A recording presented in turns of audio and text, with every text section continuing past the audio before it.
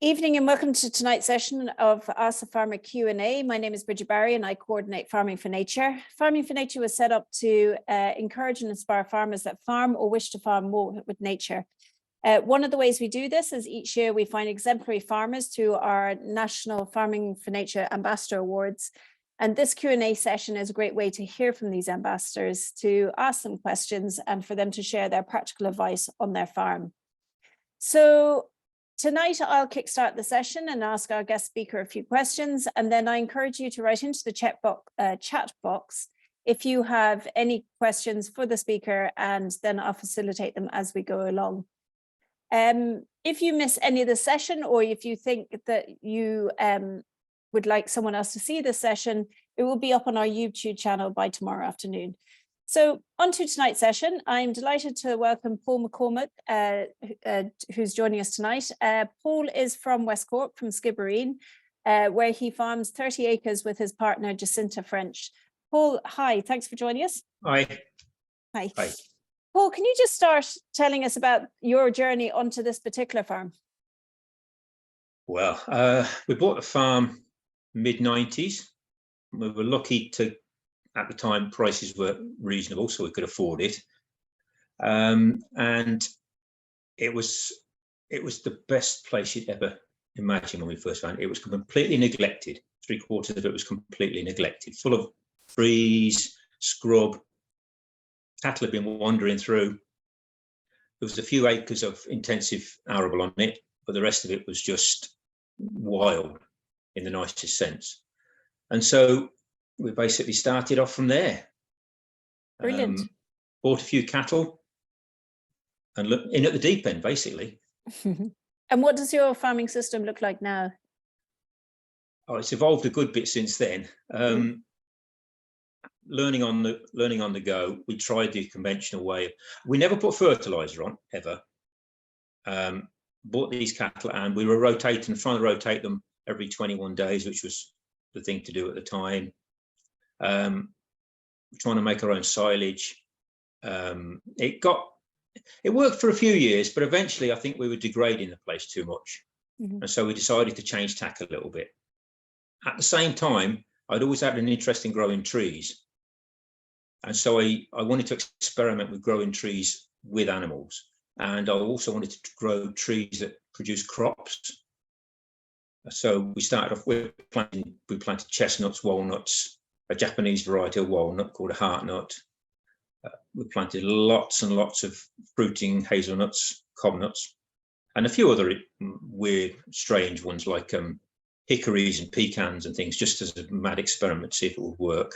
And then we tried about 50 or 60 types of fruit, apple tree, to see what would work the best, trying to integrate them with animals, which was a bit challenging at the start, but we gradually learned what we needed to do, what wouldn't work. And from then on, went on from there. The last few years, we've changed the way we farm a bit more, in that we're trying to do, the cattle only stay on a piece of ground for a day or two, and then they moved on, especially in the summer. And then the fields have a long rest period, or the paddock in particular has a long rest period, which has encouraged the growth of a lot more interesting grasses and flowers in the pastures. That grazing method has worked very well for us, I have to say. So yeah. So you have 30 acres, of which how much do you use for the animals to move through? Well, they pretty much have access through the year to 26 or 7 acres of it. There's a couple of acres of old, overgrown, completely swampy forest with basically oak and ash, which is dying at the moment, and alder, which we've left because it's inaccessible at the best of times. Other places they go in once or twice a year, just to clear it up, to break the briars up. We feed in the winter in some places, but the rest of the time they're rotated through most of the land on and off throughout the year. Okay, great. So you practice what's called agroforestry. Can you explain to us what this means and what it means in your context? Well, from what I've read, the savanna ecosystem, as you would call it, trees and grass, trees and shrubs amongst grassland is the natural ecosystem for most of the planet. And agroforestry is just an imitation of that. I mean, in England, it's called wood pasture, basically isolated trees in pasture. With us, we were trying to produce tree crops, fodder for the animals off the same trees or similar trees, and basically try and make it even better for nature. It can mean different things to different people. Some people, it can mean lined rows of trees, which makes things easier to fence. It doesn't appeal to my aesthetic sense too much. I prefer it a bit more random. We have done one field in one of the arable fields. We've planted chestnuts and walnuts in rows. I think that was to prove you could do it. And it has worked, but it jars with the rest of the farm because the rest of the farm is random and that looks a bit more regulated, but it's fine. It works. Yeah, that would be, we've also, the other side of the biodiversity thing with agroforestry, we've got some quite old mature trees which we're grazing underneath. And I think the older the tree is, the more valuable it is for the wildlife.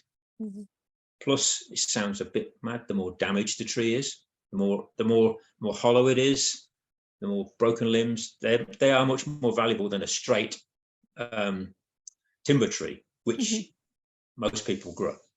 So that would be a different take on it, yeah.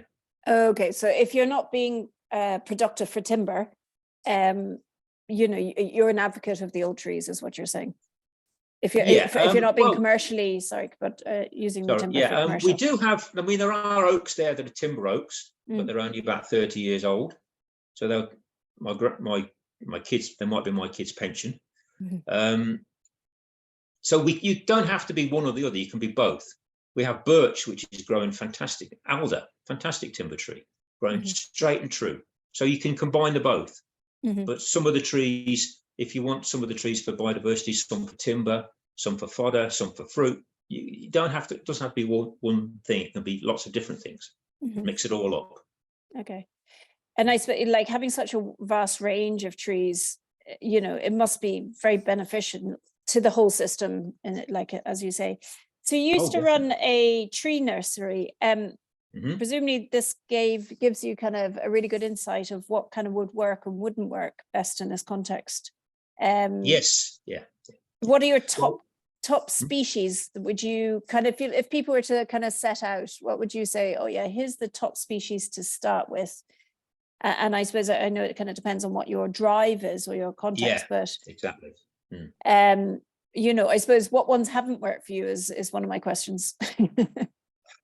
Surprisingly, I mean, fruit-wise, on a scale that we were doing it, pears and plums didn't work very well. We were trying to grow them on quite tall standard trees, and they never fruited and they flowered but didn't fruit very well. I think that's to do with the lack of bees these days. Didn't help at all that early in the season. The sweet chestnut worked very well for nuts, and the walnuts are literally coming in after 15 years and producing nuts. In terms of biodiversity wise, the oak is obviously the best, but that takes forever to grow. We're lucky to have mature oaks anyway. Birch and alder grow really quickly, and they are probably, birch especially is probably the second or third best for wildlife biodiversity, surprisingly. Willow, of all things, old sally bushes, they grow huge. If managed right, they'll produce fodder for animals, they will produce habitat for wildlife, and they'll produce firewood, all off the same tree. So the other species, there's so many different species you could. The hazels didn't work very well for us either. I was surprised because we have like acres of wild hazel here, huge old ones that crop, but the cultivated ones were a lot more picky. You get a crop every 3 years, maybe. It depends on the weather at flowering time. So there's all different factors that come into it. Okay. And would you say your land around you, you're surrounded by intensive dairy, aren't you? So very intensive, you'd be kind of good free draining land, or? It's a bit of everything. On 30 acres, I remember when we were organic for a good while, and the organic inspector said it was the biggest 30 acres he'd ever walked, because there's so many different places and habitats. Wet soil, well-drained soil, gravelly soil, clay soil, rock, scrub, all on 30 acres. It was quite amazing. We were quite lucky to have all that. It was pretty much here when we got here. We've just tried to make it better. So yeah, the soils are very varied, even on the 30 acres. It's not all one with the same type. Okay. You chose Drummond cows. Why and how do they work for this kind of agroforestry system? Yeah, well, I have to say, one of the best decisions I ever made. They're fantastic cattle. I've been looking for them for years. I'd read about them when I lived in England in the 80s. I read about, I think it was Big Bertha, the oldest cow in the world, 47 or something. And it just intrigued me. And then I heard about it and came over here in the 90s, and I couldn't find them anywhere. I think they're virtually extinct, I believe. And then literally 4 or 5 miles up the road, the secretary of the Drummond Club lives, great fella. And we bought a couple of cattle off him and went from there. And I have to say, they're so easy to manage. They're outwintered. They're all outwinter every year. Okay. I've never seen a calf born. They just do it themselves in the bushes. They're fattened quite well. They don't take any supplements or anything. All they get in the winter is hay. Plus, I do get cabbage stalks and cabbage leaves from a sauerkraut producer, organic cabbage leaves, which puts a bit of a shine on the coat, and it's great for them in the winter. We use that to, if I've got a patch of briars to clear, I'll throw some hay and cabbage on it. I'll trample it all down, reseed it with the hay. You've got a nice bit of pasture where the briars used to be. Interesting. So, but the Drummonds, yeah, they're the best. One of the best things we've ever done. They're very fertile, hardy. They're not too big, so they don't make a mess of the ground. Yeah, I'm delighted with them. I really am. Yeah. And they're docile, so they're kind of, because the Dexter have a bit of a kind of bad reputation sometimes, but they're better behaved, are they? They're easy to work with. Yeah, they're very well behaved, very quiet, very quiet. I wouldn't, even now they've got a reputation for being a little bit cross after calving, very protective of the calf. Fair enough. But yeah, I've never experienced that even. You walk right up to them. I mean, mine have the horns on, and I'm not afraid to walk right up to them. Yeah. And how many do you run? I run. There's a dozen animals at the moment. 5 cows plus followers, and we finish the bullocks. We castrate the bulls unless they're genetically pure enough to breed from, and fatten them for beef. And we raise the heifers up till the point where we can sell them. Yeah. So we're not overstocked anyway. Yeah. Well, not conventionally overstocked. I mean, this winter it's a bit of a challenge, but we managed. Yeah. And tell me, what's the specific management in terms of them and the forestry? Like, you know, do you have to avoid them grazing around certain trees at certain times? And yeah, it's more in the winter. If they get hungry and they're in the same paddock for too long, they'll start ripping bark off. So the trick is to move them before they do that. Sometimes you're a day too late and a tree's been stripped. Happens sometimes. We're not short of trees to make these mistakes on. We're lucky like that. Mainly we move them, like this time of year especially, there's a lot of flowers coming up, wildflowers, wood anemones just coming out, pig nuts coming out. And so we try and fence off them areas at this time of year. They're in a small paddock at the moment, which I made yesterday. They'll be there for 3 days with a bale of hay and some cabbage. They're clearing a few briars underneath the stand of birch trees at the moment, but they won't stay there for too long, so they won't do any damage. So it's quite simple, really. Once you get into it, it's just the fencing's a bit of not a nightmare, but a bit more awkward than just put the string across a field. You have to string it through trees and that sometimes. So it gets a little bit more awkward, but it's worth doing anyway. And does it vary year on year? No, it's where they're grazing, or do you just kind of there's a bit of a system now at this stage? Yeah, it's a bit of seat to my pants, really. I should really have a proper grazing plan. That's what everybody says when we're trying to do the regenerative thing. I just haven't got around to it yet. So I basically think, I'll leave that field for another 30 days. And I know where they've been. I'll write down where they've been, but I haven't forward planned enough to know where they're going to go next too much. I know for the next 3 or 4 weeks, and then I'm looking around, and we're not too heavily stocked that it's an issue. If we were more stocked, it'd be more of an issue, need more planning involved. But I don't want to take the stocking rate up too much. I don't think that's a good idea from our perspective for keeping the land in good condition. Okay. And do you have grassland which they're grazing on as well? Is there much, you've been adding diversity to that? What have you been doing in the kind of the grassland areas? We've been trying to, I mean, there's a couple of areas of diverse grassland when they've expanded over time. I think we were degrading them for a while with the previous grazing methods, but since we moved on to the longer rest periods, the grasslands improved immensely. A couple of methods we do, I get some good, I buy my hay in every winter off a friend up the road, and he has some old meadow hay. But it's haylage actually, and it's full of seed. So when I unroll that and feed it, so it probably wastes about 15% of it, maybe 20% sometimes less. But after they've left the paddock with that in, the seed that's left behind, any bare patches immediately resprout with new growth. I mean, I think we counted some fields 20 odd flowering species plus another half a dozen species of grass, if not more. I don't know my grasses well enough to identify them, but it's a bit more species rich than the species which past have been pushed at the moment. Okay, yeah. Which has about 4 in, I think. Yeah. I suppose it's better than the one. True. Yeah. And tell me, your cattle, do you sell them direct or you sell them? You have your own customers. We get them slaughtered by a local butcher. We're lucky to have a couple of local butchers around here, and we put them in the freezer and sell them as and when people want it. We don't have any shortage of customers anyway. Yeah, I can imagine. We're only killing probably less, three a year maybe.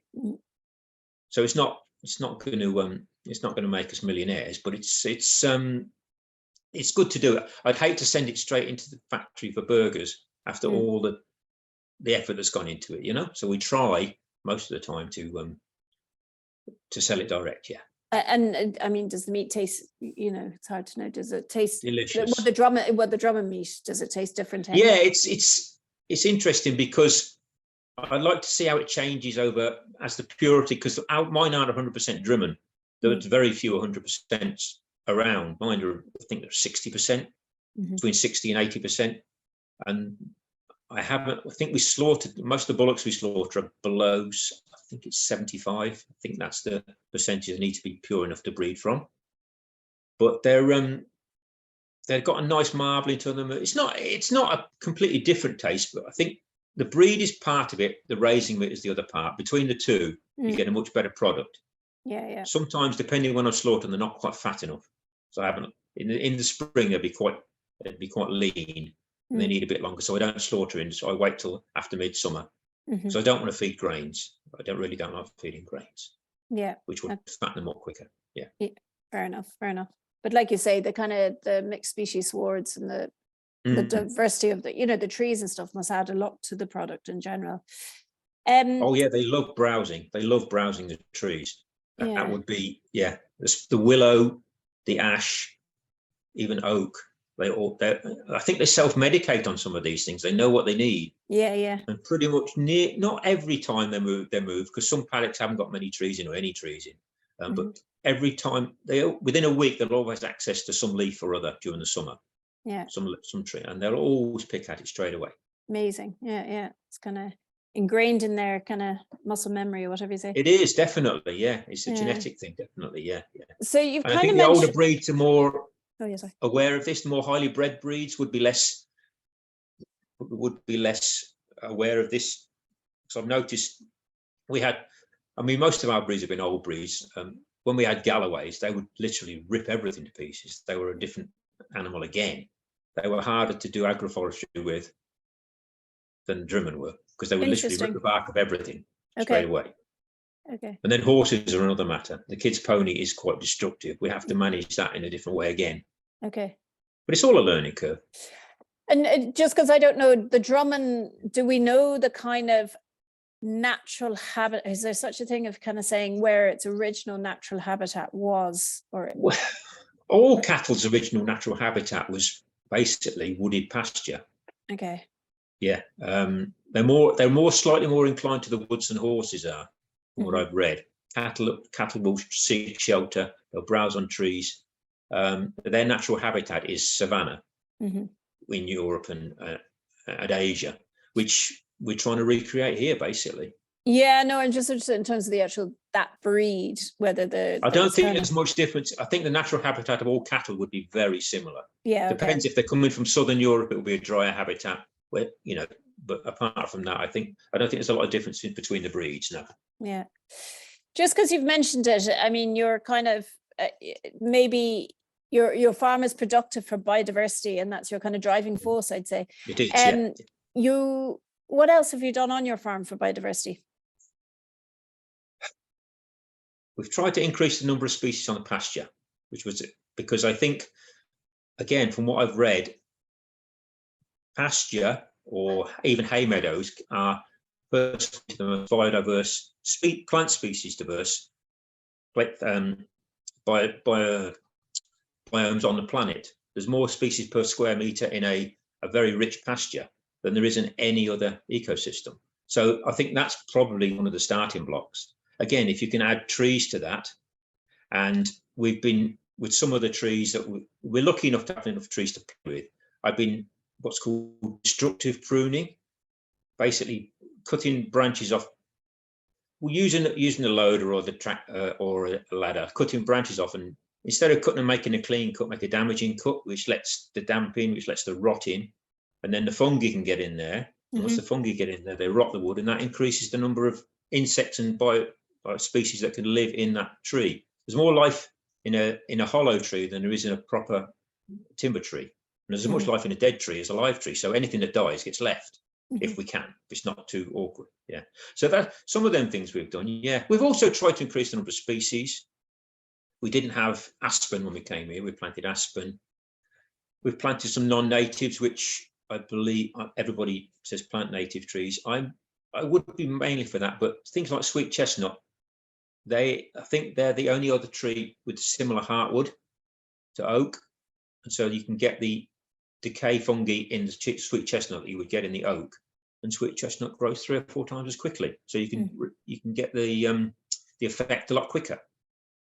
So yeah, other things we've done for biodiversity, the normal thing, bird boxes, because we haven't got enough hollow trees yet. Ponds. We tried to dig. There's a couple of ponds we've dug. I'd like to do a few more. You said to me earlier, are you along a river as well? We are, yeah. Do you manage your riparian zone for grazing, or for not for grazing? Yeah, well, we actually do. Once a year, I would graze it back tight. I mean, there's a lot of trees on the riparian zone. It's got sycamore, alder. There's a lot of alder on the riverbank. A lot of hazel. We planted a lot of hazel on the riverbank, and actually apple trees, because when I ran the nursery, we lost a lot of labels on trees. So we planted them all around the ditches and all along the riverbank, so you can walk along and pick apples all over the place. I must mention at the top, the apple trees, we tried a method of growing apple trees without grafting. They're on their own roots, so they grew as a standard tree as opposed to a dwarf, which meant they could be grazed underneath a lot easier. They were a lot more resilient. And if by chance something did eat the bark and it sprouted from the base, you knew it was the same tree, it wasn't the rootstock. Okay, and so you could, they were really, and they grew a lot better. We found that was a real eye-opener for me, the fact that they grew so well and so quickly. So can you just explain that to someone who, if you don't understand it, kind of grafting and the difference? An apple tree, when you buy it from the nursery or the garden centre, is grafted onto a rootstock. The rootstock controls the size of the tree. Now, most are dwarf trees, so they'll only grow 10 feet high. What we did, I learned a technique where we could get them so that the tree itself, that you have the rootstock, which is one particular apple tree, and then the variety you want is grafted on top of that. It's actually a stick that's basically attached to the roots. the rootstock, and it grows up on its own. We tried to make it so that the variety itself produced roots. It's very hard to explain, but and then that would mean there was no rootstock at all. It was basically like back to the original seedling, which grew whenever the tree was originated. And we found they grew fantastically well. Okay, interesting. Yeah. Yeah, I was very, very impressed. I mean, do it with pear trees, and you'll get a timber tree out of a pear tree. You'll get a 50-foot pear tree, 3-foot diameter if you want. That's amazing. I mean, the apples have grown really quickly and really well, and still productive. Okay. Yeah. And do many people sell them like that? No. No, I never did. I did that for myself. It was always a thing I thought, you see, I don't know whether anybody would want them. Yeah. But maybe they would now, but 15, 20 years ago, it wasn't really, nobody'd heard of it. So we were just plowing a lonely furrow there. We just did it ourselves. If people wanted them, we might even start the nursery up again. I don't know. We'd have to see. Okay, so just going to some questions here. Tuning in late. Does Paul have access to perennial greens? I don't think perennial brassicas. No, sorry, I think that's no. No, the only brassicas we have are cabbage leaves from the sauerkraut manufacturer up the road. Yeah. Does Paul have grassland birds or wild bird cover? No, I haven't gone in for that scheme at all. No, we just went for the low input permanent pasture. Yeah. Okay, Grant, thank you. Sean Kelly has asked, what do you think about hemp eating less animal products for climate change and biodiversity loss? I don't really want to get into that. I would be an advocate for eating meat myself. I think meat is good for you, but that's another argument completely. Yeah, exactly. Did you get many grants for what you're doing? No, we didn't. We did it all before agroforestry grants came in. Okay, so there are agroforestry grants now. There are now, yes, and they're quite flexible, I believe. My neighbour is actually the Forest Service Inspector who introduced it. He's a great man, and they are quite flexible. Yes, you can put 15% fruit and nut trees in. You can have scattered plantings instead of rows. It's a great scheme, I have to say. I don't know what the payments are. It would be worth looking into if you're interested in it. But no, we got no subsidies at all for doing it. In fact, it probably cost us money through the scheme in terms of when they changed the system for assessing how much forage area you had. A lot of our land was taken out because it had tree cover on it when they used the satellites, and so we lost a good bit of money there for a few. It's actually just been. I was talking to my planner today, and they've actually reinstated it after 10 years. Okay. But anyway, yeah, it's back now. But no, the other thing is, like you say, I think there should be grants for already established woodland because you probably get paid more to rip the habitat out than you would to preserve it these days, even now, which is a shame. So it would be nice to get some sort of help to keep the habitat alive instead of getting a digger in. Yeah, absolutely. Claire Lyons has said, have you had a chance to see much wildlife in your ponds and river systems? I suppose, has nature responded to your management of your ponds and river systems? Well, that brings into question. See, there's been a big decline in it.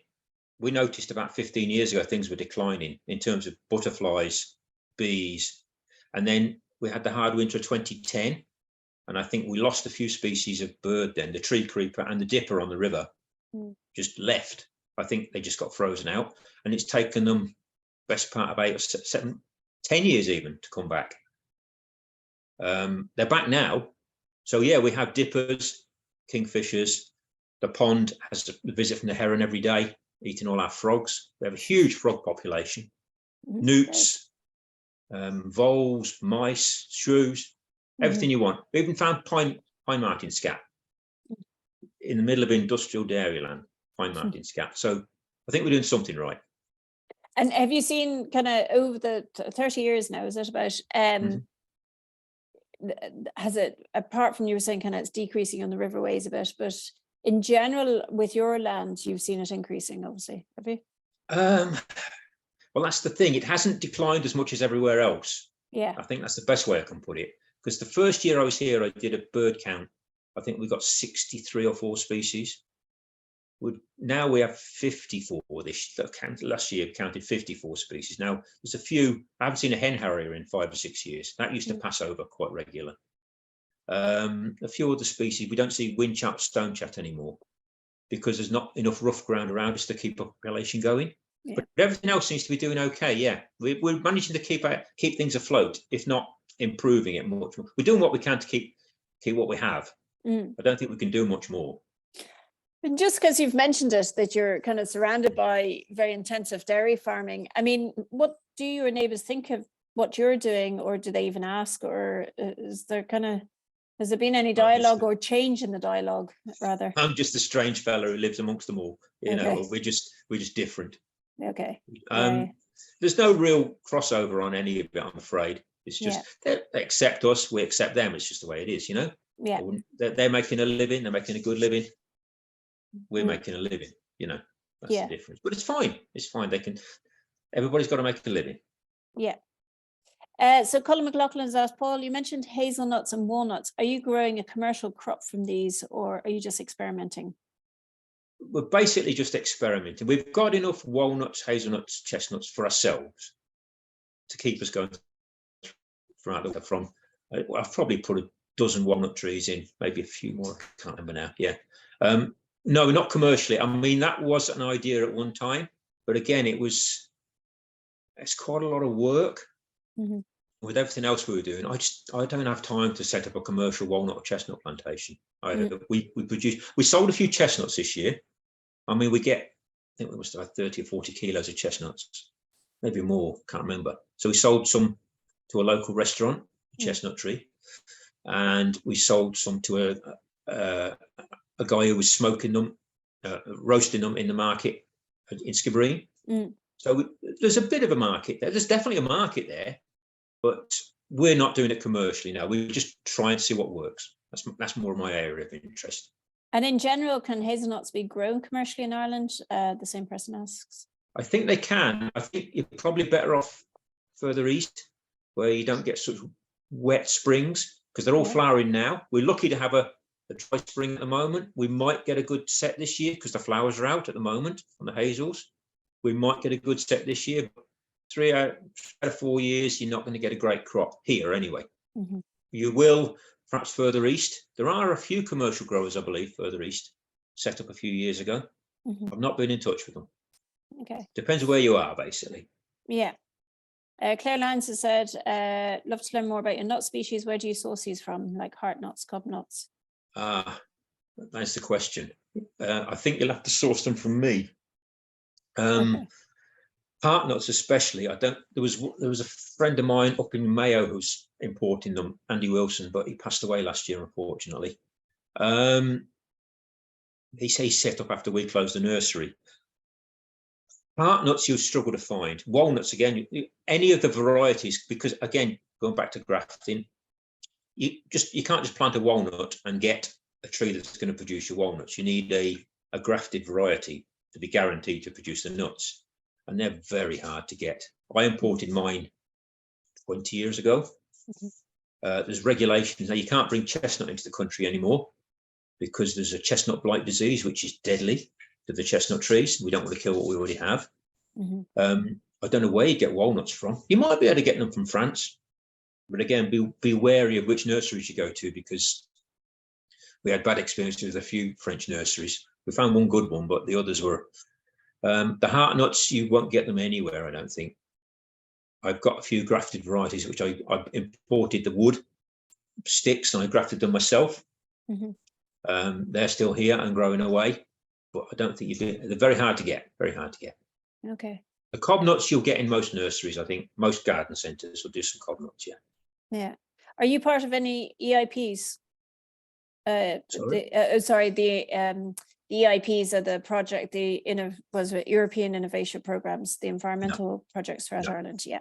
Not at all, no. No problem. The same lady, Claire Lyons, has written that there's a WhatsApp group for commercial nut growers. If anyone wants to send in their number, she'll add them to the admin. Right, yeah. Joe Murray has asked, any experience with Kerry cows hairy cows and agroforestry? Yeah, we had a couple of Kerry cows. They were a bit wilder than I liked. But I believe there's a couple of strains of Kerry, a quiet strain and a wilder strain. We were unlucky to get the ones that were wild. Yeah, they do fine, I'm quite sure. They do grand. They would have a similar requirements to the Drimmen, I think. Yeah. What I like about the Drimmen is they stay where they're told most of the time anyway. Our Kerrys are always jumping fences. I have friends with Dexters who can't keep them in. So I'm not knocking any of them. They're all great cattle, but I prefer mine, to be honest. Yeah, Kerrys work fine with agroforestry, I'm sure they would. Okay. And same person has asked, how north can you advise nut trees? Any ideas? How north? Yeah. Oh, it's more down to microclimate than it is how far north you are. If you're on a good south-facing sheltered slope 200 miles north of me, you'll do as well as I will, because we're north-facing. So the aspect is as important, and the shelter is as important as the latitude, basically. Okay. I mean, I think you might struggle in North Mayo or Donegal, but come down the country on good land and a bit of shelter and south-facing aspect, you probably have a good chance. And is there any good resources for learning about nut cultivation in Ireland?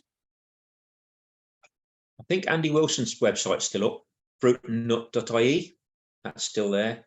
We did a few articles for him a few years ago in a long defunct magazine. There's very little, but I mean, there's a lot of stuff that applies to England, Britain, which would transfer quite well, I think, depending what part of Ireland you're in.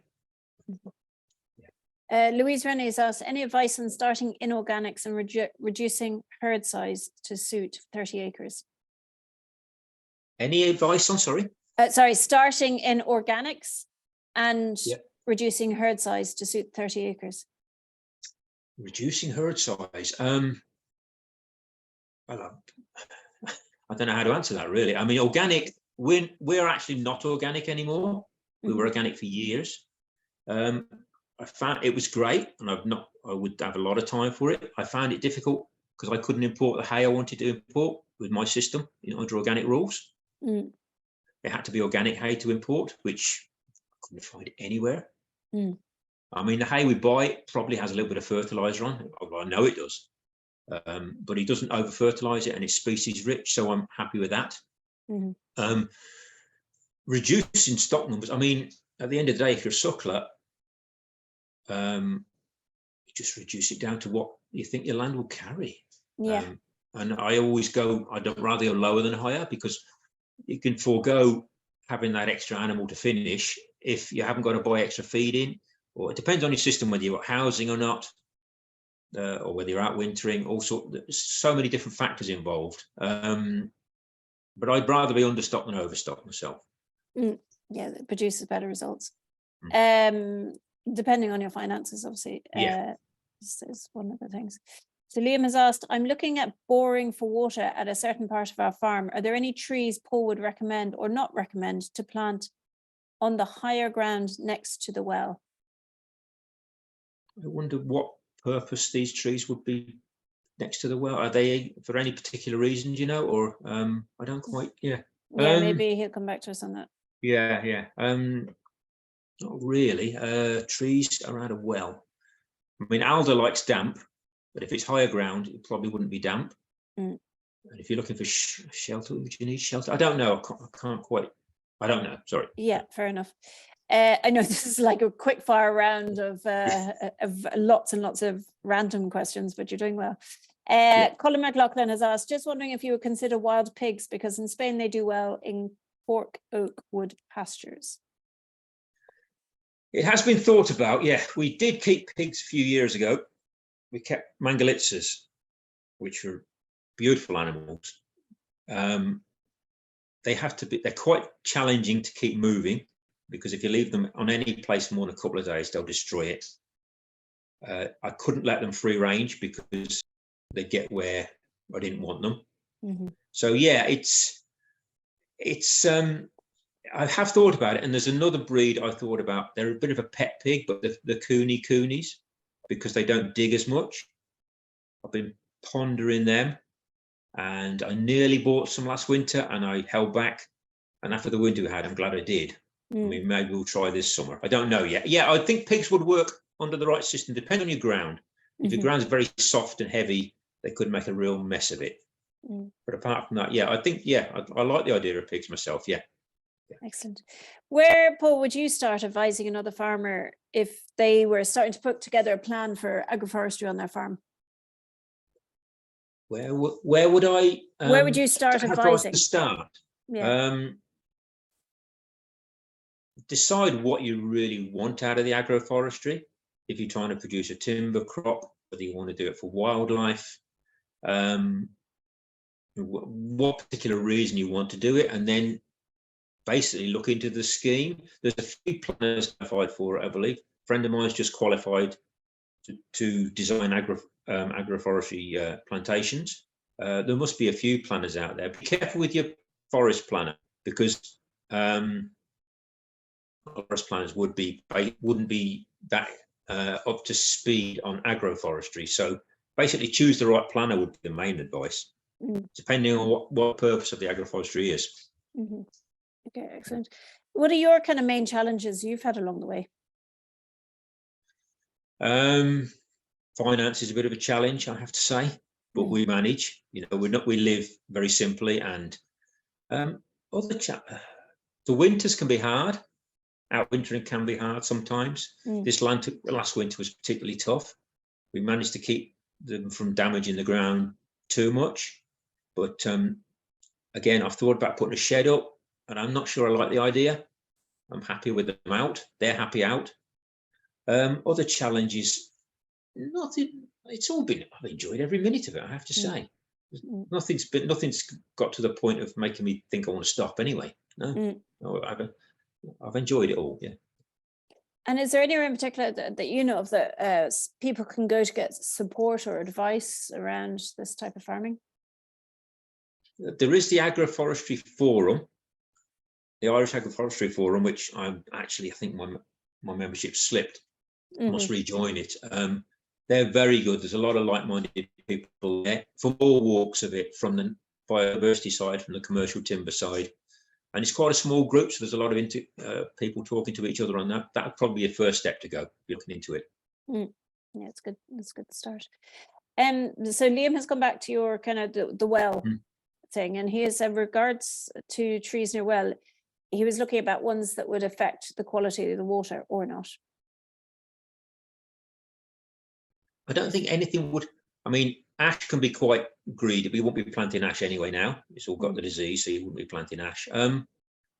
No, quality of the water. I assume this is a shallow well, because a deep well wouldn't be affected. If it's a shallow well, any broadleaf native tree would. I'd avoid alder if I could, because that might put a bit of nitrate into the water, but I don't think it would have that much effect anyway. No, I think any native shrub or tree. I mean, the shrubs are always neglected on all these things. We all talk about trees all the time. Nobody talks about the hawthorn and the hazel, and which perform as fantastic a function as the others. I actually forgot to talk about them, but never mind. Yeah. That's still time. Did you planted many of them through your system, or planted? Yeah, you planted. Did you plant much kind of hawthorn, blackthorn? No, there was a lot of hawthorn here already. There was some ancient hawthorns here, like 150-year-old hawthorns here already, and they're a fantastic habitat on their own. What I've done in a couple of places, I've tried planting a tree in the pasture, and I would plant a ring of hawthorn around it with a fence as protection, and as the tree grows up, the hawthorn would bush up and protect. It's a great nurse for trees. Hawthorn and hazel are fantastic nurses for timber trees if you want them, because they draw them up without overtaking them. Okay. And they protect them as well. Okay. And then, I mean, we have a couple of oaks which we put in with a small number of hazels, and the oaks took off. And I basically cut the hazels down again because we had more hazel than we needed. But the oak was drawn up into a perfect timber specimen in 12 years. So it's away now, and I cut most of hazel away, left a few. They're fantastic habitat. Fantastic. Caroline said there's the Irish agroforestry.ie and the English agroforestry symposium just finished up 2 weeks ago, but recordings are still up for anyone that's interested. Jim Murray said, any advice how I can convince my father to turn grassland into agroforestry, East Galway, steep slope, south facing, well covered?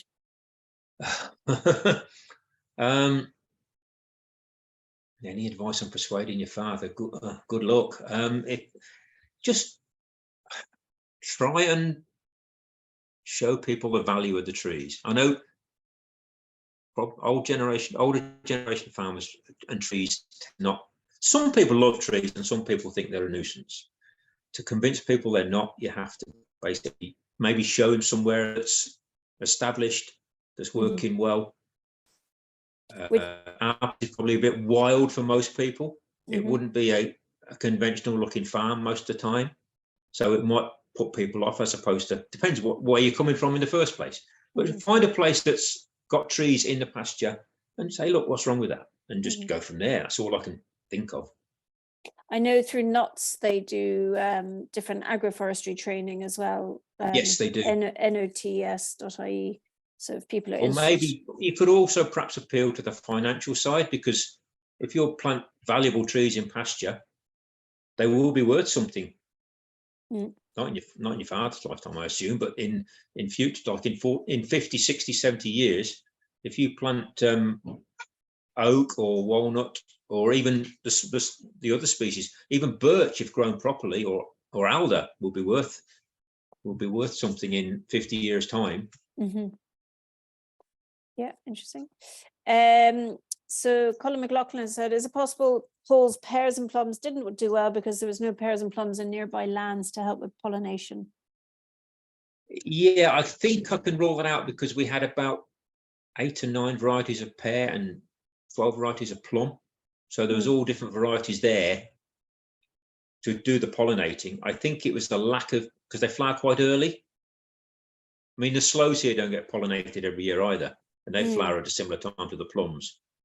So I'm guessing it was to do with lack of pollinators, which, I mean, when we first planted the pears 20 years ago, we got a few crops off them and then nothing. And I don't know. I think it's a pollination. It's definitely a pollination issue. It might be due to lack of pollinators. I might try and keep bees, but again, bumblebees are better pollinators than honeybees most of the time in the cold weather. So I think it's lack of pollination, but it wasn't the varieties, because we had plenty of varieties there. Fair enough. And tell me, Paul, is there one memory that stands out for you on your farm that you're kind of proud of, that you're working alongside nature? Crikey. Finding pine marten scat was quite pleasing, I have to say. I never saw the pine marten. Or spotting the otter. Occasionally we see the otter. There's all so many different things you see, and I was walking through the other day and I hadn't seen a gold crest in about 4 years, and then one appeared in front of me on a hazel bush. All sorts of things that really just, you spot something. I'd love to see a skylark again. Maybe we will one day. I haven't seen one for a long time. But you just see something. Again, the pond we dug. The first year we dug it, a pair of green sandpipers appeared out of nowhere and stayed there for a couple of days. That's something to stick in my memory for a long time. Yeah. It's kind of a nice kind of clap on the back. Yeah. And finally, Paul, I suppose, big question. Do you find it enjoyable, manageable, what you do? Yeah, very much so. I wouldn't actually do it if I didn't enjoy it. I'm lucky that I love what I do. I love where I live. It's a great place to live, I have to say. I love it. I wouldn't do anything else. There's occasionally times in the middle of winter when it's pouring rain and you're feeding cattle with hay and it's getting drowned that you think, oh, why am I doing this? And you get that for about 3 weeks in the winter, and then the spring starts to come and you're back. It's a cycle again. Every year it's a cycle. And come the spring, the flowers come out, the summer, the birds come out, the autumn, the fruits come out. It's fantastic. Yeah, I love it. Wouldn't swap it for anything. Do you have to supplement feed every day in the winter? No, what I do, put a paddock big enough for 3 or 4 days, and I get a bale of hay and I unroll it literally before they go in. I unroll it and spread it over the ground, over the bare patches, over briars that I don't want. I mean, we do keep some patches of briars for a habitat again, but over patches I don't want, over rough areas. They're in there for 3 days, maybe 4, depending on how much they've eaten, how much other grass is there. They browse a bit of, again, that's another thing I forgot to mention, I drop a bit of holly or ivy for them as well. We do a bit of what's called pollarding, which is cutting the top of a tree off above the browse height. I do that in the summer with the willow and the ash. The leaves are on it, and in the winter I do it with the holly and some of the ivy on the branches. And it's a fantastic, they love holly without the prickles on, and they love ivy. So in the winter I'll do that as well. But normally they're in a paddock for 3 or 4 days. This time of year, because the grass is just moving now, so I might have to change system a bit. But at the moment it's fine. They're not knocking the grass back too much. Then move them on. I'll come back to that paddock in, I don't know, maybe 45 days, 60 days, depending on the growth. And it'll be bright green. And hopefully be tall as well and strong, and they can pick away at that. We'll see. So do you go through just the mechanics of it? Do you go through a bale of hay every 4 days? Or have I got that wrong? Yeah. Yeah, you do. Yeah. Okay. I do, yeah. Okay. Yeah. And that's from, I mean, I didn't feed hay until December. I got through to December without feeding hay, just rotating them through. And we've still got a bit of grass in a couple of paddocks, which I'm saving for the spring. They've eaten some of them bare now, so they'll have to be left for like 60 days to recover. The others I've left, which I still have to go to, but I try and slow them down so there's enough, let the growth get away. And yeah, every 3 or 4 days, depending on where they are. Yeah. And you're a chemical-free farm, I'm assuming, but are your only inputs then, external inputs, sorry, are the hay? The hay and that bit of cabbage I get. I get a trailer full of cabbage every week, which is amazing. You know, it's fantastic. But do you pay for that? Oh, you pay for that as well, is it? No. She couldn't get rid of it, and I was happy to take it. So yeah. That's the only inputs I have. Yeah. Okay. We've never put any manure on. Never dosed the cattle. Never dosed the cattle. We put as little as we can on. And is there kind of natural dewormers you find, or they find them themselves? I think they find them themselves if they've got access to willow. Willow's a natural dewormer anyway. Sally bushes are. I'm sure other ones are that have never been researched. I'm sure oak would be quite good for taking stomach worms out. If we don't let them graze too low, excuse me, I try not bare the paddocks in the spring and summer. I try and leave 3 or 4 inches of grass behind, because if they're not grazing tight, I don't think they're going to pick up the liver fluke quite as easy. I might be wrong. I think the snail does come up the grass leaf, but if they're through quickly. Anyway, everyone we've ever slaughtered, I think we've had 1 or 2, the liver wasn't edible because of fluke. Apart from that, and they've all thrived anyway. So I think they get a natural immunity over time. Okay. Louise Rennie has asked, is there anything specifically we can do to encourage more birds to our farms? Yeah, the best habitat for most birds is a bit of scrub. Leave the digger in the yard and leave that bit of scrub behind. Let a few trees grow, a bit of hawthorn, a bit of hazel, all that, even willow and Sally scrub. Fantastic. It's the best thing you can do for trees. It's not really agroforestry in the technical term, but it's trees.